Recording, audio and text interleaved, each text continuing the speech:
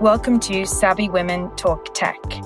I'm Glenda Brady, the Managing Director of the UK and Ireland for Orange Business Services. And I'm Brandy Presti, Strategic Global Business Partner for the Americas for Orange Business Services. In this podcast, we're celebrating some of the successful female leaders in the tech industry and examining the challenges the industry faces when it comes to gender balance. In this episode, we're looking at the recruitment and retention of women in the technology sector. We're joined today by Sarah Burkhart, Director of Commercial Experience at Dell Technologies, and Rob Wilcock, President of the Americas at Orange Business Services. Thank you both for joining us. And my first question for you is around recruitment. And I want to understand how you're involved in hiring within your respective businesses. And maybe we'll start with Sarah first. Thank you, Glenda. Happy to respond to this. So I'm actively involved in hiring for my own organization. So I lead an organization of 75 product management professionals focusing on software for compute devices within Dell. So, certainly directly involved in my own team. And then as part of our broader organization, the sort of organization that I report into, we have a group interview policy, right, where some of the leaders are recruited to participate in the panel interview discussions with candidates across the broader organization. So it's a very active and collaborative approach that we take to hiring. So, Sarah, I know you've been at Dell for quite some time. Can you speak a little bit about how that's changed since you first started with the organization and how it's evolved to where you are today? Sure. So I remember when I came on board at Dell, I had a hiring process that involved leaders from several different organizations. So that perspective of the leadership playing an active role in participating in the interview process, that has not changed. What has changed is more guidance and intention from our HR business partners around the types of candidates that we need to have as part of the recruiting process. There is certainly a focus on getting diverse candidates into the funnel, and that plays out through, where we post open positions, whether or not we post them internally or externally, and then requiring, just simple things like, do we have diverse candidates as part of the pool of candidates? And if not, leaving the posting up until we meet a certain threshold of diverse candidates within that pool of interviews. So there's been a lot more partnership over the years since I've been here at Dell for 10 years. There's been a lot more partnership and intention put into the process through participation with our HR business partners. Great. Now, thank you for that. And Rob, would you like me to repeat the question to remind you? No, my memory's good enough. Obviously, I run the region here, so I don't get involved in the detailed interviews of the teams there. We have roughly about 1,200 people in the region, and about 300 of those are in the sales and marketing teams. But again, we do it in a very similar way that Sarah mentioned. Panel interviews are key. Obviously, the initial review of the individuals who have applied for a position is done, and then we go into panel interviews. There's normally 2 or 3 stages of that. And again, I think that's key in terms of trying to make sure that it's not just a male panel when you switch on, as it is at the moment, videos, that you're looking at a wall of men. That's very important. There's obviously HR is on those calls, and there's quite a heavily presence of women in that element. But we also try and do cross-functional interviewing. So I know, like, if I take the real example of Brandy here, her role has been part of the panels for hunter roles or things that are not necessarily in people's departments, because we try and get that cross view of it. The thing that I am involved in heavily is our talent program. So we have a talent program that's been very successful the last 3 years. We have two types of talent program: breakthrough, and we have talent program itself. We have roughly about 6 people a year in each of those pools. And then I interview each of those individually for 45 minutes at the beginning of the program, which I think is very, very informative.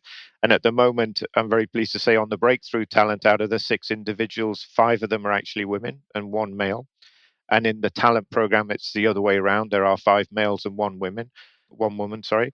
But again, that's been a very successful program because it puts a spotlight on individuals, whether they're female or male. But in this case, as you can see, heavily female in the breakthrough. And again, that it's all about raising profile and having visibility within the organization to be noticed. Yeah. And so I think those types of things are certainly at the senior levels of the leadership are extremely important going forward. Yeah. For the progression of individuals. Yeah. So, in moving on to sort of the next question here, we know that if you look across the industry, I believe the statistic is something like, sub 20% of women seek sort of this sort of STEM career. So knowing that and knowing that the numbers are low, what have historically, in your opinion, been the biggest challenge to recruiting women in technology, right? Particularly to more senior roles. I mean, maybe we'll start with Rob on that one. Sure, I think it is actually a true problem. Yeah, I mean, you can only interview and select somebody if they're part of the process. Yeah, so the real challenge is to getting qualified people with the right level of experience and skills into that interview process as part of the pool that Sarah talked about before.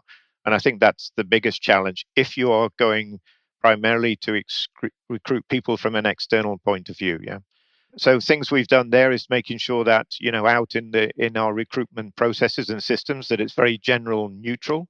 Whether it's a LinkedIn element, Glassdoor, all our job descriptions internally have been turned to make sure that they are absolutely gender neutral in the way that they are presented, and so there's no bias in terms of putting you off applying for this. But I still think it's a challenge, and I'm not sure that we've all cracked how we would get qualified women to be, applying to the senior positions. And something that I know Orange Foundation is certainly working on as well, at the group level, is a focus on educating young women either in sort of like a high school, college age to move into these careers, right? Thinking that, okay, to your point, Rob, the biggest challenge is recruiting women from the outside, and one could argue that's because the pool of resources, of course, is quite small. And so I know the foundation is looking at how do we educate young women to want to take the step to go into these careers as well, and obviously hopes that we see that pool widen, as the years go on. So Sarah, what about you? I mean, what are you seeing historically as the biggest challenge for Dell when it comes to recruiting women?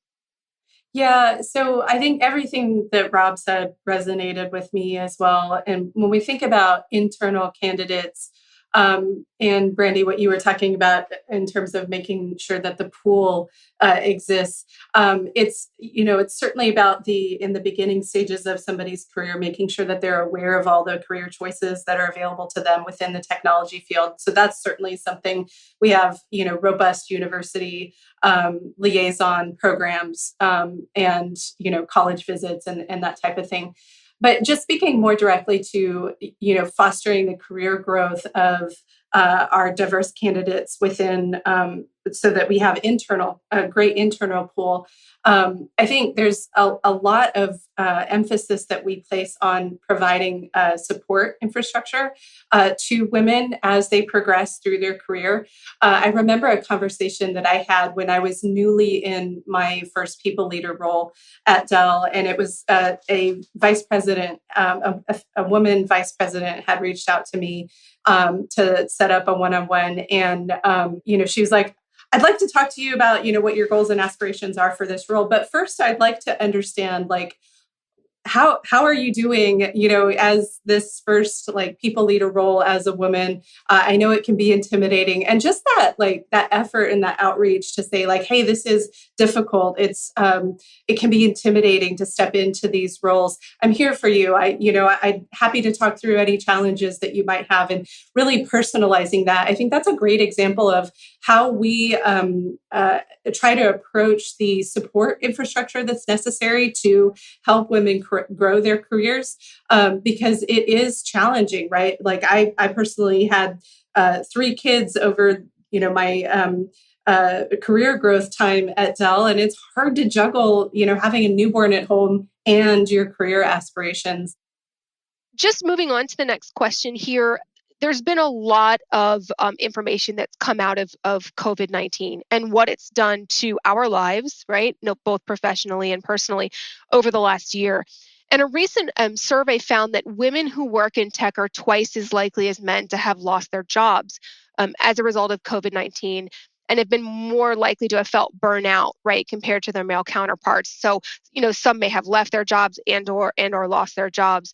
From your experience, what impact has the pandemic had on the recruitment and retention of women who work in the tech industry? We all have our personal experiences. So, Sarah, just knowing what you mentioned about having, three little ones at home, are you seeing this as an issue within Dell as well? Yeah, so I think those statistics ring true for me personally, as well as I can see it within the organization. We also have lost women on our team because they have just felt like the pace was unsustainable for them. And there has been, these sort of perfect storm of not only do we had a lot of uncertainty over the past year. So we had a lot of oversight on hiring, right? And so there were just not a lot of open positions. There wasn't a lot of willingness to take risks to bring on additional people. And meanwhile, the tech industry is constantly transforming, and transformation is challenging. It requires a lot of intentional thinking, and you still got to run the business, right? And so all of those things working together create a lot of expectations on your team members. And the thing that is super important that I don't always feel like the women on my team, it's a conversation that I make sure to have with them very intentionally as often as possible, but I'm not sure that they always really feel empowered. And that is that nobody else is going to set your boundaries for you, right? Like your boundaries are unique to you, and how much you're willing to work and how much you're willing to set time aside for your family and that type of thing, your employer will take as much as you'll give them, right? And there's a baseline of the work that needs to be done, right? And so that's sort of this set requirement. But when you do it and how you get it done, I think can be flexible. And that's been one of the great things about the Dell connected workplace policy that we had well before COVID, and then we had lots of people take advantage of it during COVID, to the point where we've got well over half of our employees, male and female, who are registered for the connected workplace, meaning that they likely won't come back full time to an office or a campus. They will continue to work from home and just come to campus when needed. And it represents a great level of flexibility to engage with work on their own terms. Again, still obviously there's a baseline requirement of the work needing to be done, but we continue to offer flexibility around when you work. And gone are the days when you had to be there at 8 and you could leave at 5. And we have plenty of people who take off in the afternoon to go to kids' soccer games or that type of thing. And so that flexibility, just constantly encouraging people to take advantage of it and use it in their own way to ensure that they are able to engage with their families the way they want to, as well as perform the way we need them to. Great. Thanks, Sarah. Well, from the Orange perspective, I'm glad to say certainly for the Americas region, nobody has lost their job because of COVID. I think we were all very focused on making sure that didn't happen. Apart from Sarah's point, I'd add from our point of view, we're still very concerned about the mental welfare of the employees, whether they're female or male. And again, it has put more stress on people for all the various reasons we know around COVID, working from home nonstop on these computers and screens. And so we have put in place programs to support that. It's May, and we have Mental Awareness Month at the moment within my region. And again, that's a program to make aware of the stresses of this. It's supported by, free sessions with a professional if you feel you need to talk about it. You do need to support the employees who are finding this very tough. It's particularly tougher, we finding, for people who live in small accommodation with a small family, and the only room they've got is the kitchen, and there's half a dozen people in it, and babies, etc. So there's no doubt about it. I think that the hardest thing about COVID is the effects upon people from a mental stress and interpersonal relationships within families. Yeah. And I think as an organization, we need to be very flexible about that, very aware of it, and do what we can to support. You need to underpin it with a good wellness program as well. We've got the virtual stretching, virtual yoga, virtual whatever to try and help. Virtual drink parties, all those sorts of things to try and get us away from these screens. But the bit I particularly like about Sarah's response is you have to make your own boundaries, because the company will just keep on. So, you just have to say, no, I'm not going to join that call at whatever time it is, or I've got something else. You don't have to explain what it is. That's the way it is, you're still doing your job. You're still being very effective. But if you let that go, then I think that's where it leads to the extra stresses, which we don't need, So the last question, so I'm taking Brandy's question. Sorry, Brandy.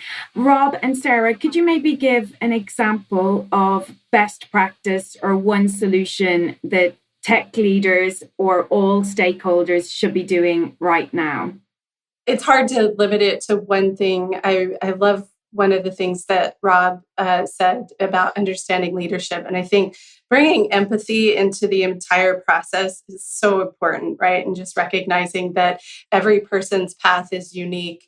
And they may have different needs relative to your own or relative to the people that you're used to interacting with or might be in your social circle. And so that empathy, tops down, support for our team members as individuals, as well as for their contributions. I think that would be the underlying foundation of creating an environment that embraces all types.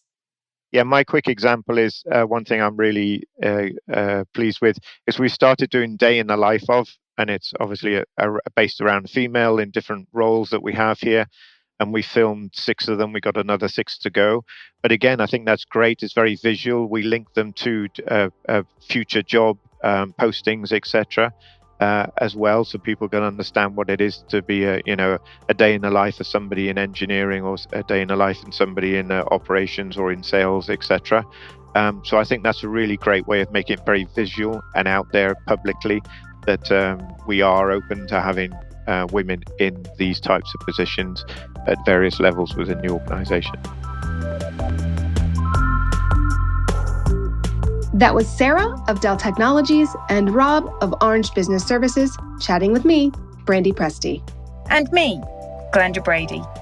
Thank you for listening to Savvy Women Talk Tech, the podcast where we celebrate some of the successful female leaders in the tech industry and examine the challenges the industry faces when it comes to gender balance.